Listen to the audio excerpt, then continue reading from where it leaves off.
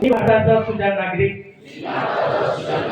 शपथ घेतो की मी या भारत मातेला या वसुदेला सुंदर आणि करण्यासाठी तसेच जास्तीत जास्त झाडे लावून या देशाला या पर्यावरणाला सुजलाम सुफलाम व प्रदूषणमुक्त करण्यासाठी प्रयत्न करेल.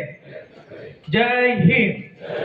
भारत माता की, भारत माता की, वंदे वंदे.